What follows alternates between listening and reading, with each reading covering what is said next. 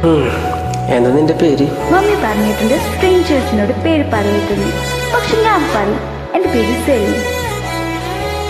ഓ, നീ state syllabus ആണോ CBSE ആണോ? എനിക്കതൊന്നും അറിയില്ല. ഇത് നമ്മൾ കല്യാണം കഴിക്കോ?